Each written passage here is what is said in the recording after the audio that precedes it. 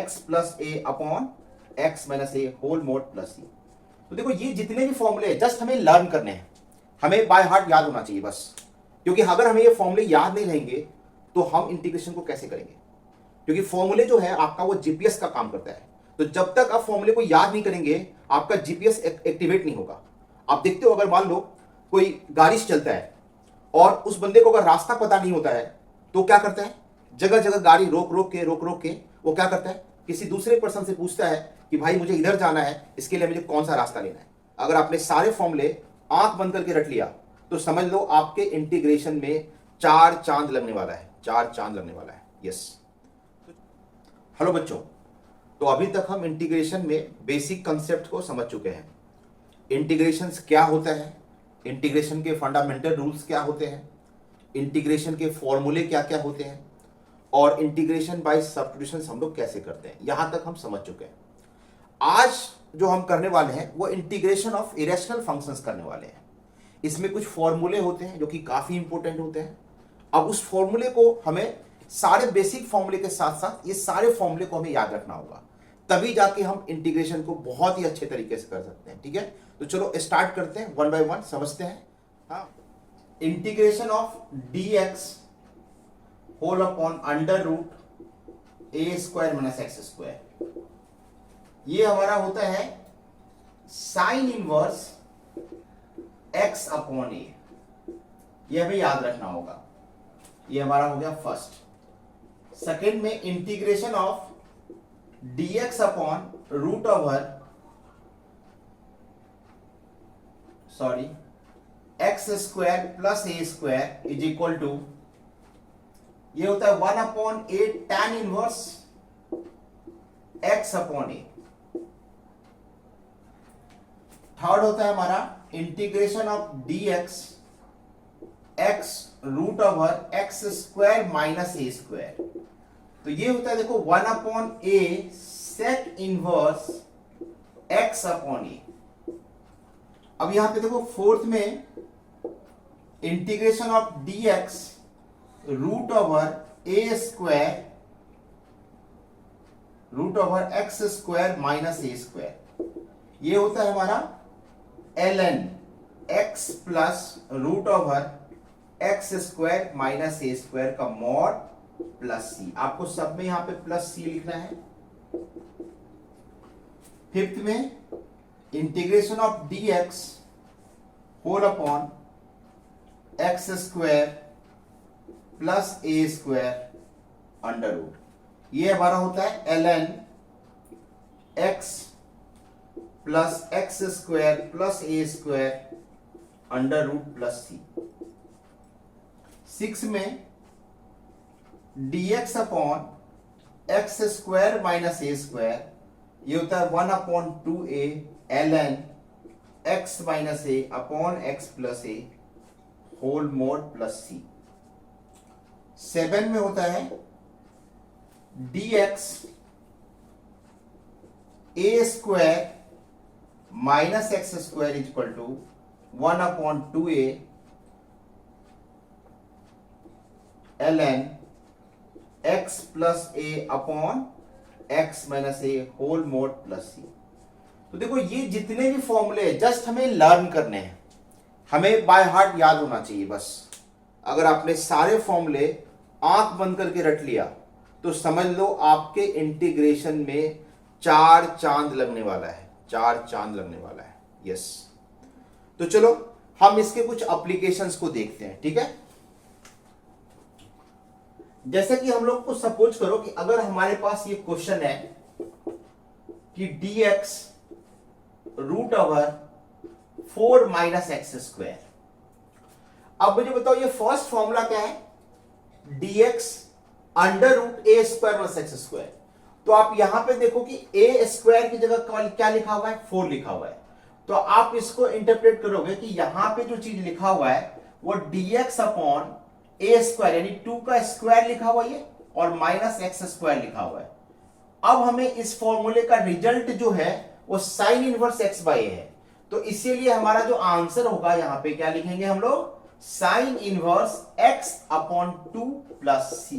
Clear है, ये हमारा छोटा सा क्वेश्चन है जो कि हम फॉर्मूला को समझाने की कोशिश कर रहे हैं कि ये क्वेश्चन के ये जो फॉर्मूले हैं, ये फॉर्मूले आपको अप्लाई कैसे करना है। ठीक है, तो चलो सेकेंड क्वेश्चन देखते हैं। जैसे dx अपॉन, अगर हमारे पास एक्स स्क्वायर प्लस 16 है, तो आप यहां पे क्या करोगे?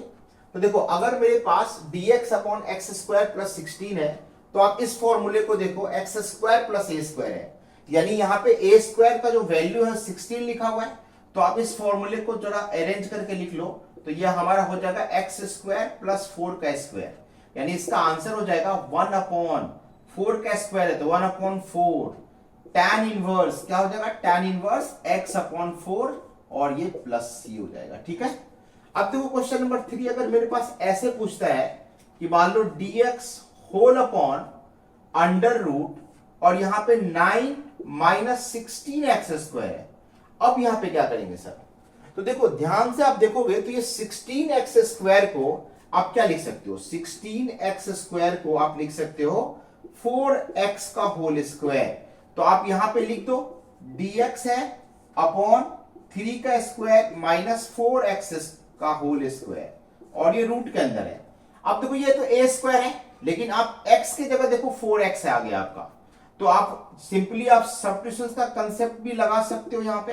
तो अगर आप 4x को यहां पे t लेते हो, यानी 4x इज इक्वल टू अगर आप t लेते हो तो dx क्या हो जाएगा? इसको डिफरेंशिएट करेंगे तो क्या हो जाएगा? 4dx is equal to dt, और यहां से आपको निकालोगे dx क्या आ जाएगा आपका?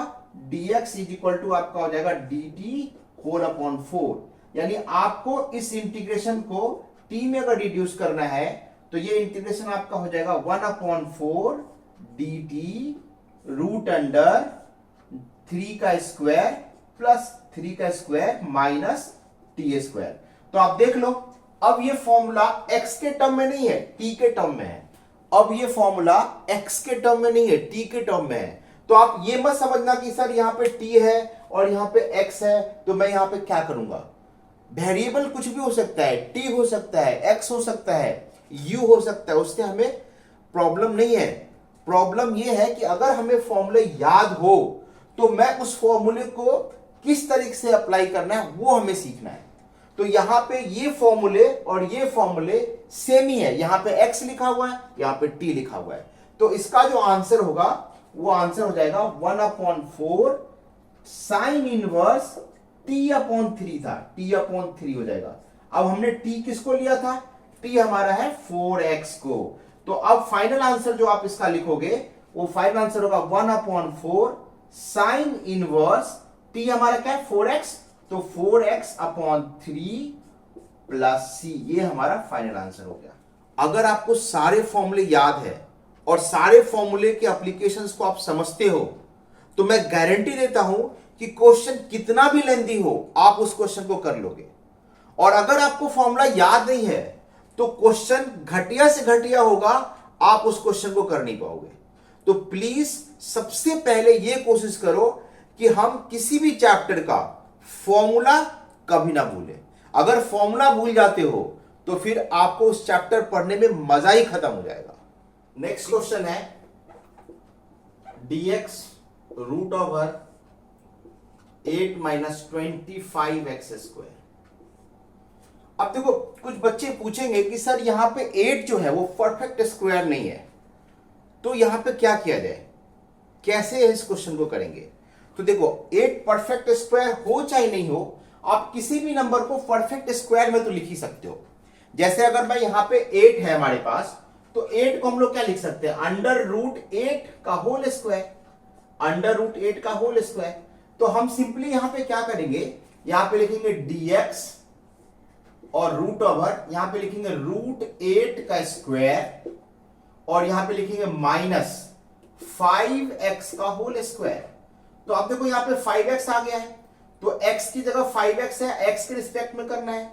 तो हमें यहां पे 5x को अगर मैं t लेता हूं तो dx is equal to dt upon क्या हो जाएगा? 5 हो जाएगा।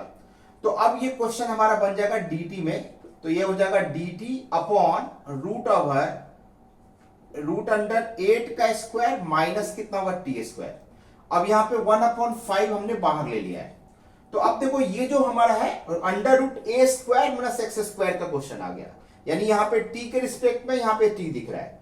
तो इसका जो आंसर हो जाएगा आपको, ये हो जाएगा 1/5 sine inverse t upon under root 8। तो देखा आपने कि चाहे आपको परफेक्ट स्क्वायर हो चाहे नहीं हो, आप उसको परफेक्ट स्क्वायर बना सकते हो, आप उस फॉर्मूले में उसको रिड्यूस कर सकते हो। ठीक है, चलो कुछ और क्वेश्चन देखते हैं। Sine 2x whole upon 9 minus cos raise to 4x dx।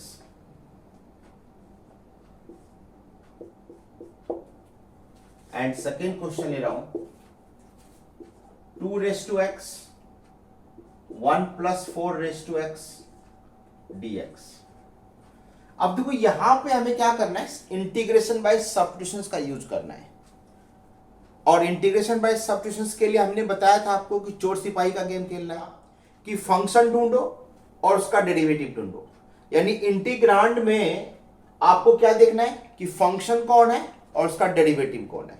यानी आपको बताया था कि चोर सिपाही का गेम आपको खेलना है। ठीक है, तो यहां पे आप ध्यान से देखो कि अगर मैं cos स्क्वायर एक्स को अगर मैंने t लिया तो इसका डेरिवेटिव क्या होता है, यानी 2 cos x into minus sine x dx is equal to क्या बन जाएगा dt। तो ये माइनस साइन जो है हम पहले लिखते थे, ये हमारा हो जाएगा 2 sin x cos x, 2 sin x cos x dx is equal to dt। यानी आप इसको अगर मर्ज करोगे तो ये बन जाएगा minus sine 2x dx is equal to dt। ठीक है, और यहां पे अब देखो sin 2x dx को dt लिख सकते हैं। तो अब हमारे पास यहां पे क्या है, sin 2x dx है। तो मैं यहां पे sin 2x dx को लिख सकता हूं माइनस dt। तो अब ये इंटीग्रेशन जो आपका हो जाएगा वो माइनस साइन बाहर कर लो और dt लिख दो। और यहां पे देखो 9 है, तो 9 को आप क्या लिखोगे, 3 का स्क्वायर लिखोगे और यहां पे t स्क्वायर लिखोगे। तो आप देखो ये कौन से फॉर्मूले रिड्यूस हो गया, ये आपका जो है वो sine inverse x upon a वाले फॉर्मूले रिड्यूस हो गया। तो इसका जो आंसर होगा वो हो जाएगा minus sine inverse t upon 3। t upon 3 क्यों, क्योंकि आपका जो यहां पे वेरिएबल है, यानी ये जो वेरिएबल है वो t है, तो आपको t के रिस्पेक्ट में यहां पे इंटीग्रेशन करना है। अब फाइनली आप यहां पे t किसको सब्स्टिट्यूट किया था, तो t हमारा है cos स्क्वायर को। cos स्क्वायर x के जगह पे t लिया था, तो मैं यहां पे लिख सकता हूं final answer sine inverse cos square x upon 3 और ये हो जाएगा प्लस c। ठीक है, तो ये हमारा फाइनल आंसर हो गया। अब यहां पे देखते हैं कि यहां पे क्या करना है। तो देखो यहां पे आप ये देखो कि 4 रेज टू x जो होता है, ठीक है, यहां पे आप ये देखो कि 4 रेज टू x जो होता है वो 2 रेज टू x का स्क्वायर होता है, 2 रेज टू x का स्क्वायर होता है। तो आप इस इंटीग्रेशन को आप ऐसे लिखो कि 2 raise to x whole upon 1 plus 2 raise to x का होल स्क्वायर dx। अब देखो यहां पे 2 रेज टू x है, तो 2 रेज टू x को आप t ले लो। तो अगर मैं यहां पे 2 रेज टू x को t लेता हूं तो यहां पे हो जाएगा 2 रेज टू x ln 2, यानी अगर मैं इसको डिफरेंशिएट करूंगा तो 2 raise to x ln 2 dx equal to हो जाएगा dt। तो यहां से हमें 2 रेज टू x dx है, तो आप यहां से लिख सकते हो 2 raise to x dx is equal to dt upon ln 2, और ln 2 तो कांस्टेंट है। तो अब इस इंटीग्रेशन को हम लोग लिख पाएंगे ऐसे, यानी हमारा हो जाएगा dt और यहां पे हो जाएगा 1 प्लस टी स्क्वायर, और इंटीग्रेशन के बाहर क्या आ जाएगा, ln 2 आ जाएगा। तो आप देखो इसका आंसर क्या होगा, tan इनवर्स में होगा। तो ये आंसर हो जाएगा 1 अपॉन ln 2 और यहां पे हो जाएगा tan inverse t, tan inverse t, because यहां पे a स्क्वायर का वैल्यू है 1, तो a स्क्वायर का वैल्यू 1 है, तो ये 1 बाई a तो 1 ही हो जाएगा। तो ये फाइनल आंसर हो गया आपका। अब t का वैल्यू आप यहां पे डाल दो, t क्या था आपका 2 रेज टू x, तो आप इसको ऐसे लिखोगे tan inverse 2 raise to x whole upon ln 2 plus c, ये आपका फाइनल आंसर हो गया। तो आप इसको नोट कर लो ठीक है। तो आपने देखा कि इंटीग्रेशन ऑफ इरेशनल फंक्शंस में जो फॉर्मूला होता है स्टैंडर्ड फॉर्मूला, उसका एप्लीकेशन कैसे करते हैं हम लोग। ठीक है, तो अभी हम इंटीग्रेशन ऑफ इरेशनल फंक्शंस में हमें काफी सारे फॉर्म्स को पढ़ना है, जिसमें हम लोग वन बाय वन सारे फॉर्म्स को कवर करेंगे। ठीक है, क्योंकि एक ही वीडियो में अगर कवर करेंगे तो वीडियो काफी लंबा हो जाएगा, तो हम आने वाले वीडियो में इसको one by one separately discuss करेंगे। ठीक है, और अगर आपको हमारा ये वीडियो अच्छा लगा तो प्लीज लाइक कर दो, सब्सक्राइब कर दो, क्योंकि इससे हमें बहुत ज्यादा मोटिवेशन मिलता है। ठीक है, चलो मिलते हैं नेक्स्ट वीडियो में।